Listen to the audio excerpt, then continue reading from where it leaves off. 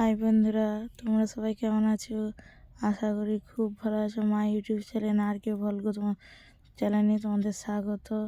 তোমরা আমাদের দিকে ভালোবাসা দাও যেন এগিয়ে যেতে পারি। তোমাদের ভালোবাসা খুব দরকার। আমার বাড়িতে সেদিন মাংস হবে, ওই জন্য আলু পেঁয়াজ সব কুটা গেছে, আলুটাই বাকি আছে, আলুটা করছি। তোমাদের শেয়ার করব কি করে আমি মাংস রান্না করি।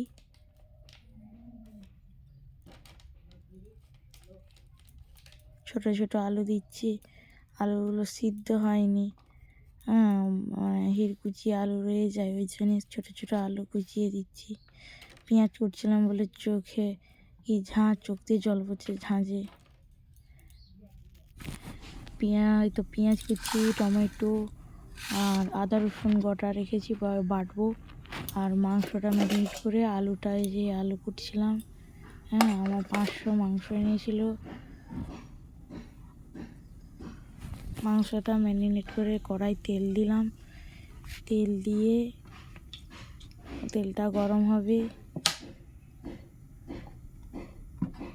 তেল গরম হওয়ার জন্য দিচ্ছি মাংসটা ম্যারিনেট করে রাখার নুন, গোলমরিচ গুঁড়ো, গোটা মশলাগুলো এনেছি,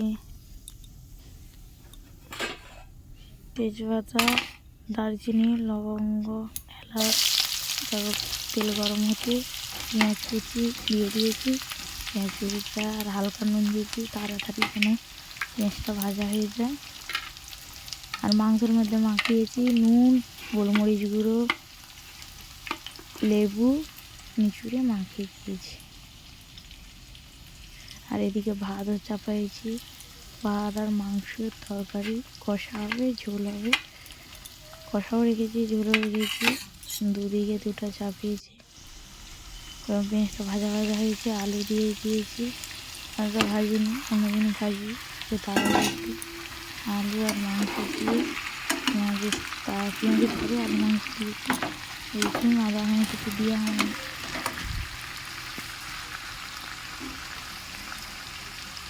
ভাজা ভাজা হবে। টমেটো কুচি দিয়েছি,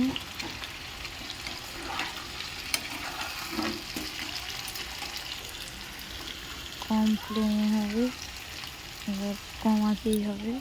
এবার রসুন আদা বেটে নিয়েছিলাম, ওটা ছিল। রসুনটা দেবো প্রথমে, রসুনটা দেওয়ার পরে রসুনটা ভাজা ভাজা হবে। হলুদ লঙ্কা দিয়ে দিয়েছি, এবার এটা কষা কষা হবে। তারপর আদা দিয়ে দেবো, লাস্টে আদা দিচ্ছি, আদা বাটা। 500 মাংস এনেছিল, তারপর ঢাকা দিয়ে দিলাম নেড়ে চেড়ে কম গ্যাসে। ঢাকা দেওয়ার পরে আমার হয়ে গেছে, তেল ছেড়ে দিয়েছে, মাংস রান্না কমপ্লিট। কষা